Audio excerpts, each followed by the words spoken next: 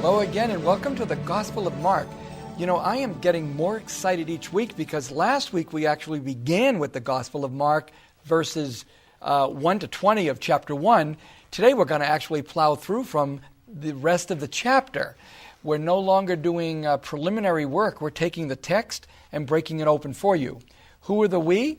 Father Mike Lastiri, who is the diocesan director of evangelization and worship for the whole diocese, and also pastor of Immaculate Heart of Mary Parish in Hanford, California. Who else is we? Is Dr. Robert Maldonado, who happens to be for 21 years at the philosophy department at California State University, Fresno, and is really, along with Father Mike, so excited to be working again with the Gospel of Mark, our favorite Gospels, all three of us. Now, looking at this text today, we wanted to begin with 121 up to 128, 129 that is. Father Mike, could you walk us through, as we see the script, this passage from Mark? And they went into Capernaum, and immediately on the Sabbath he entered the synagogue and taught. And they were astonished at his teaching, for he taught them as one who had authority, and not as the scribes. And immediately there was in their synagogue a man with an unclean spirit. And he cried out, "What have you to do with us, Jesus of Nazareth? Have you come to destroy us? I know who you are, the Holy One of God."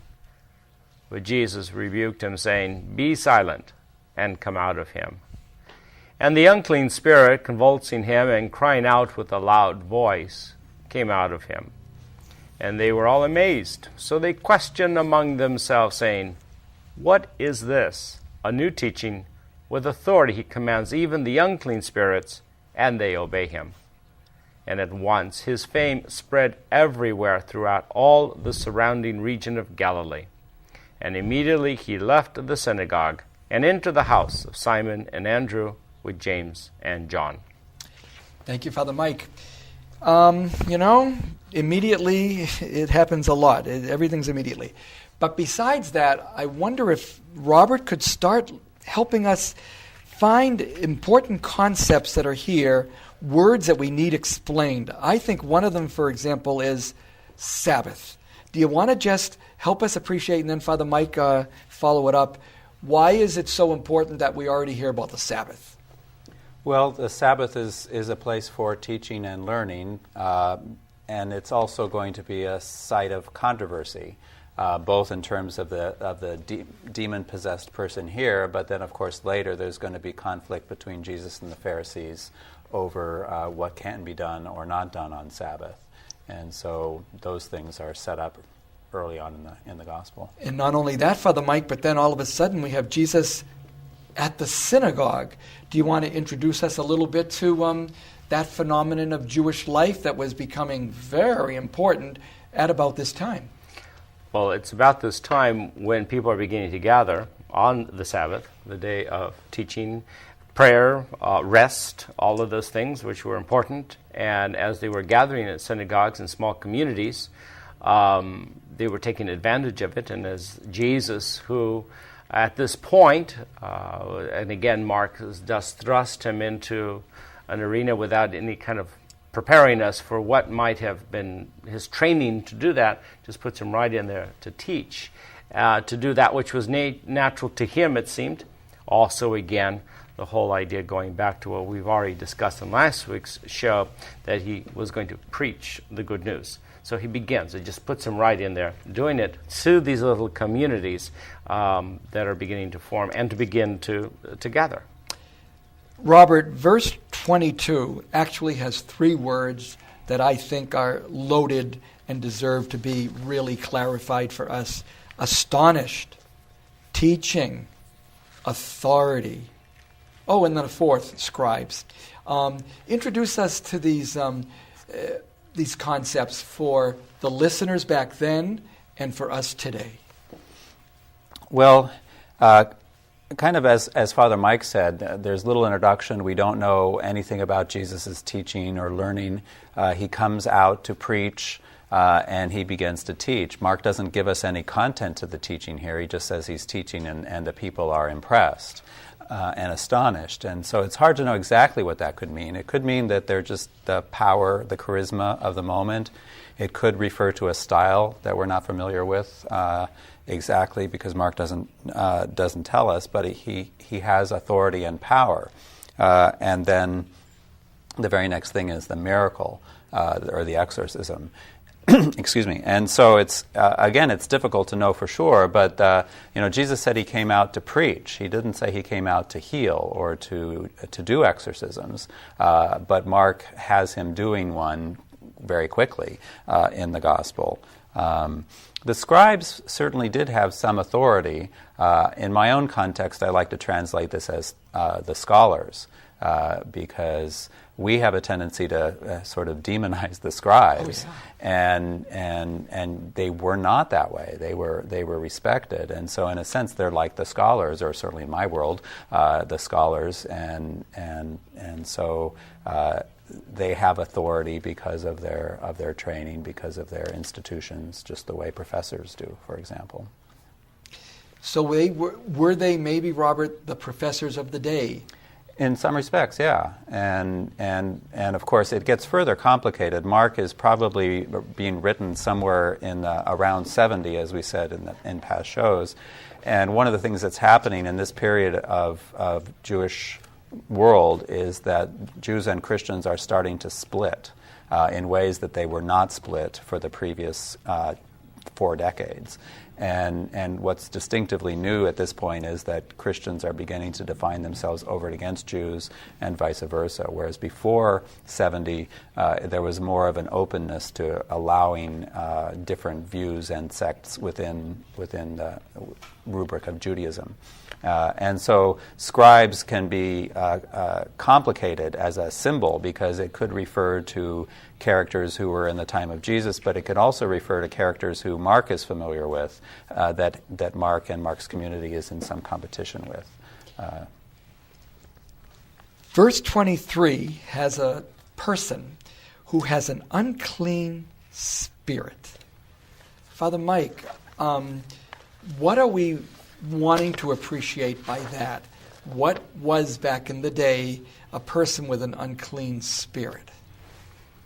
Well, we really don't know what a person with an unclean spirit would symbolize, if you will. Of course, an unclean spirit, we know, in modern terminology, is someone possessed. We've already have the introduction of Satan, or at the very beginning, so we have the tie. But an unclean spirit could be in a number of things, whether this person, it could be ill. He could be physically ill. Leprosy was an unclean. We always identify with leprosy.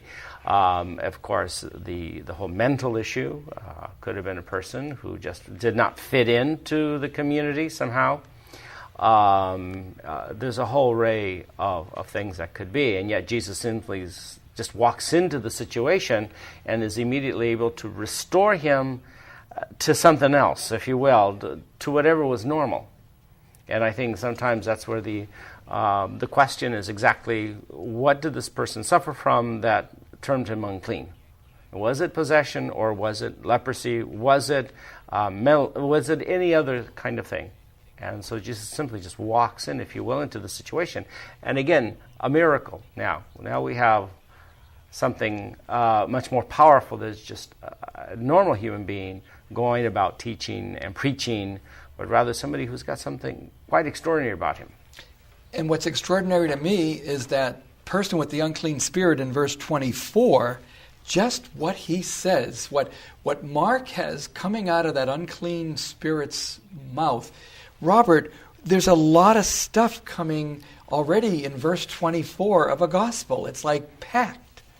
It certainly is, and these are the first words by a character after Jesus has come out, and so that we actually get told, and so have you come to destroy us? Is the sort of pungent question, I think, which of course perhaps yes.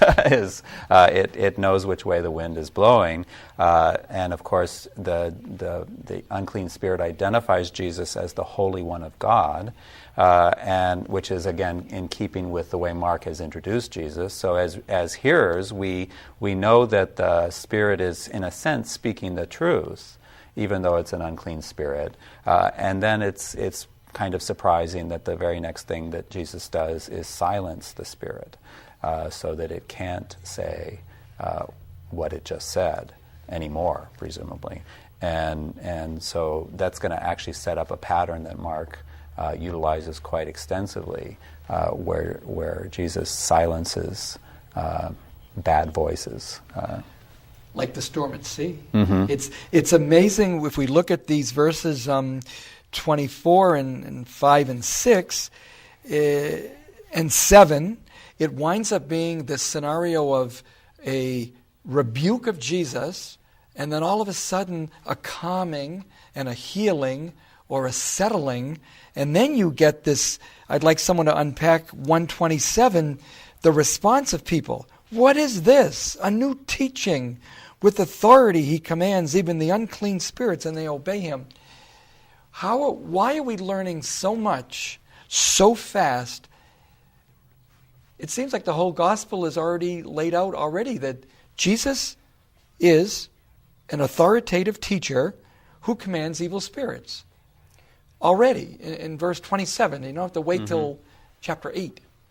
Well, I think that the term authority is so important. It's following all the way through, that Jesus acts, he teaches, there's a response, he silences, he does all of these things. He has this power, and that astonishes people that somebody maybe new to the scene can do so much, but always he's got the upper hand. He's always working out of a sense of, he's self-confident, obviously. He's very much aware of who he is, very much aware of what he can do. And I think that does amaze folks. And I think that the whole idea of authority. And I think Mark needs to build up at the very beginning that Jesus has the authority to do so much. And so as we're going through the rest, it really sets Jesus up as a real strong individual who isn't done yet. In fact, he's not even done with his with Peter's mother-in-law. Let's look at they wanted to take our break right now, so we will. When we come back, we're going to see that this Jesus can work with unclean spirits, but then he can also work with people that he knows and in a certain sense has a connection to, very positive. Stay tuned.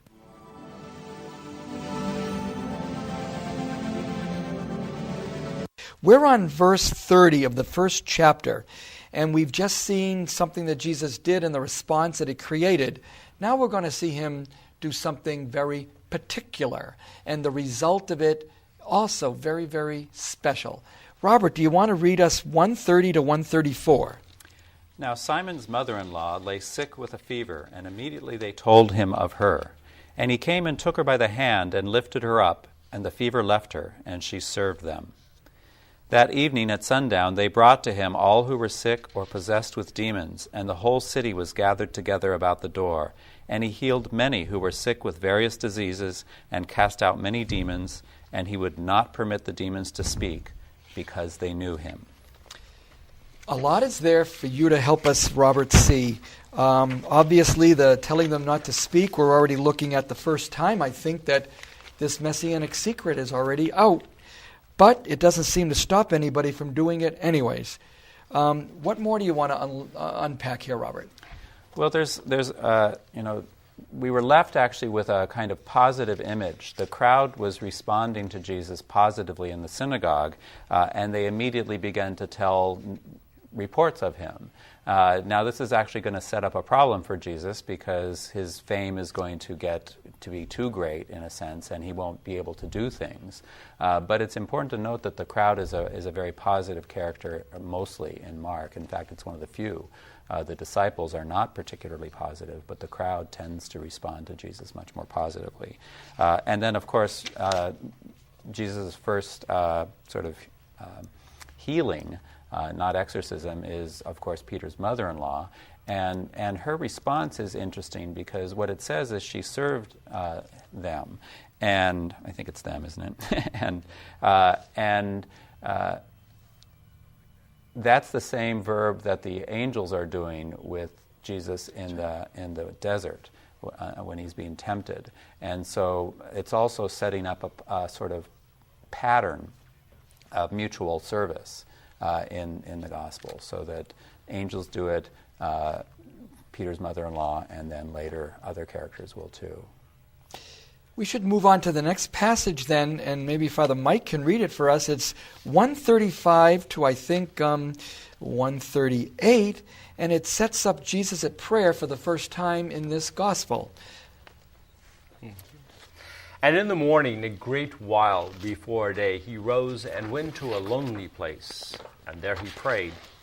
And Simon and those who were with him pursued him.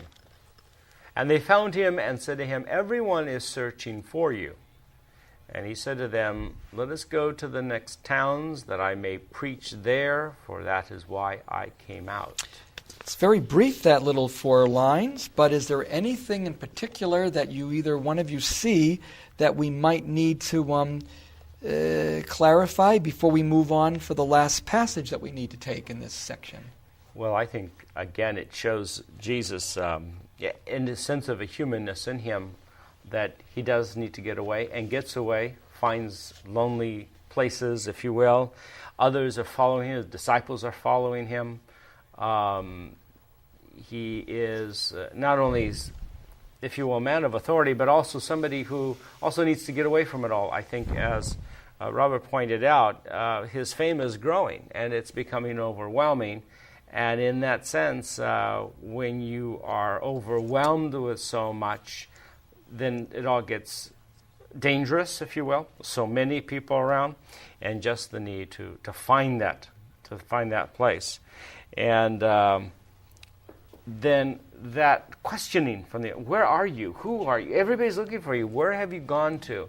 A sense of a little, because he's a man of authority and speaks with authority, when he's out of their midst, they're frightened. And they have gotten used to, if you will, of someone who speaks powerfully and has a sense of leadership. And without him, they're lost. So there is that sense that they really are holding on to his coattails, and they really need to be there. And he says, again, back to the way. Let's go back on the road. This is the journey. So we need to go to other places. We need to continue this walk. And the next passage actually follows perfectly where Father Mike was leading us, looking at 139 through 145 to finish off the chapter. Why don't we have maybe Robert give that a read, and let's unpack this a little bit. And he went throughout all Galilee, preaching in their synagogues and casting out demons. And a leper came to him, beseeching him, and kneeling said to him, "If you will, you can make me clean." Moved with pity, he stretched out his hand and touched him, and said to him, "I will, be clean." And immediately the leprosy left him, and he was made clean. And he sternly charged him, and sent him away at once, and said to him, "See that you say nothing to anyone, but go, show yourself to the priest, and offer for your cleansing what God commanded you, for a proof to the people." And he went out and began to talk freely about it, and to spread the news, so that Jesus could no longer openly enter a town, but was out in the country. And people came to see him from every quarter. Well, we have finished at least reading the first chapter. It was a whirlwind. It took us 2 programs, but we haven't unpacked 2 important statements here. One is a summary that's going to give us an idea of his general mission, and then a very specific healing, which has some specific details that are quite impressive, actually. Do you want to walk us through, either one of you, the idea of the whole mission of Jesus, it seems, is to preach in synagogues and cast out demons? How different was that from what other people maybe did at that time? I mean, how much was Jesus a standout character? Well, I'm sure he was a standout, but in another sense, not that different I mean, there were other preachers, there were other miracle workers, they were popular, and certainly Mark is telling the story, so Jesus is being identified as the special one. What's interesting to me here is how the characters are actually starting to misbehave, or potentially misbehave. In the previous episode that we just looked at, Simon and his friends hunt Jesus. They pursue him. It's a very negative word. And of course, what's Jesus doing? He's off praying with God. Presumably this is important work too, and they don't seem to understand. They interrupt his conversation with Jesus. Jesus doesn't seem to be too upset with them, but he's going to be. And then the leper too. Now there's a textual problem in this passage. Some manuscripts have Jesus being moved with pity, and other manuscripts have Jesus being angry. And the text that we read has pity in it, but I think the anger is actually more likely the original reading. It's much more difficult to imagine how anger could be changed from, if it was pity to start with. Why would anybody actually change that to anger? But if it was anger originally, it's possible to see that that would be softened. And so the leper, what does the leper say? If you will, or if you choose, you can make me clean, which is a sort of implicit questioning of Jesus's desires and abilities. And so then, moved with anger, Jesus stretched out, I do choose, be made clean. So the response is beginning to be mixed. The initial synagogue response, where the people are positive, is now moving in both the disciples and the people not responding as properly as they might.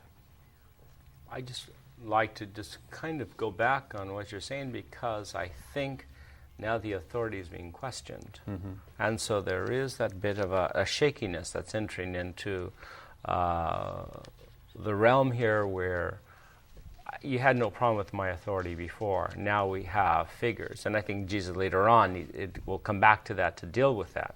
But I think, it's that negative, it's that beginning to question. I think that word authority is such a strong word for us as it kind of goes through Mark, but it's being questioned. And of course, his anger, his stern responses is, well, now don't you believe? Or where's your faith? Where are we with all of this? And it needs to happen in order for other things to later on happen. Mm-hmm. And the leper has ambiguity too in terms mm-hmm. of again at the level of the text, because the kneeling before Jesus is not in all the early manuscripts either.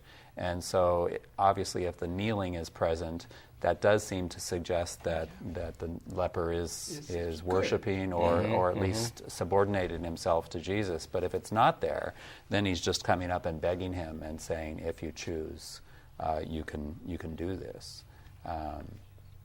Which then puts it back on Jesus' will, not just his ability.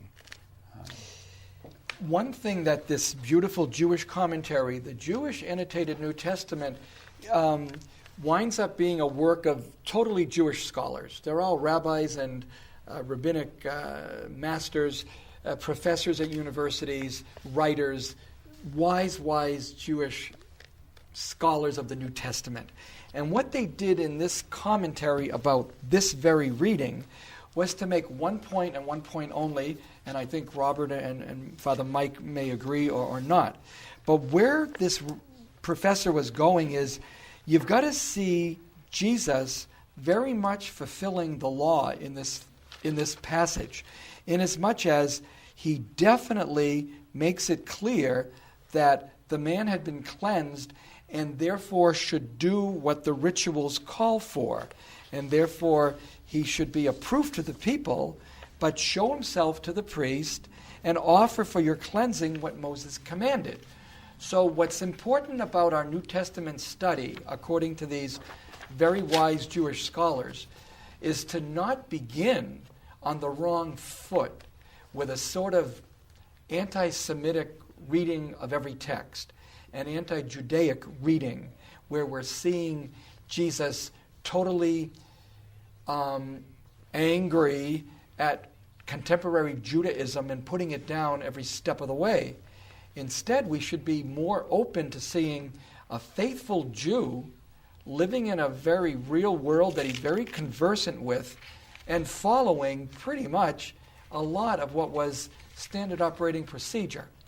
Robert, Michael, do we agree with this insight of Judaism for us to be very careful in how we do New Testament critique of Judaism?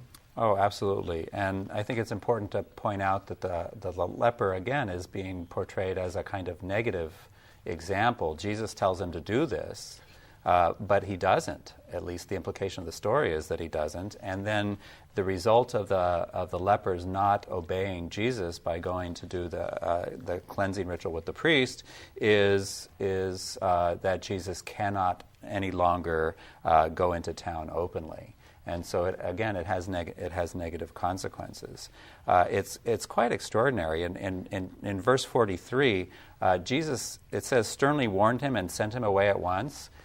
More literally, it's Jesus growling at him, immediately cast him away.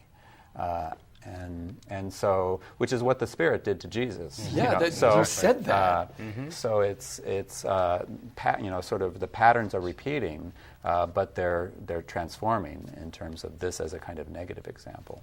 You know, I want to thank Father Mike Lastiri and Dr. Robert Maldonado for being with us again this week. Of course, we'll be back next week at the same time to begin Chapter 2. I hope you're appreciating this is not a homily course. This is not reflections that might be for your spiritual advantage during Lent or Paschal season.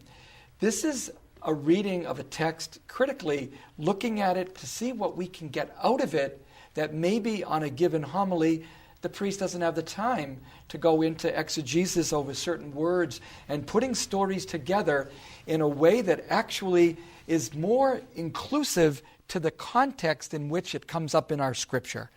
Till next week, God bless.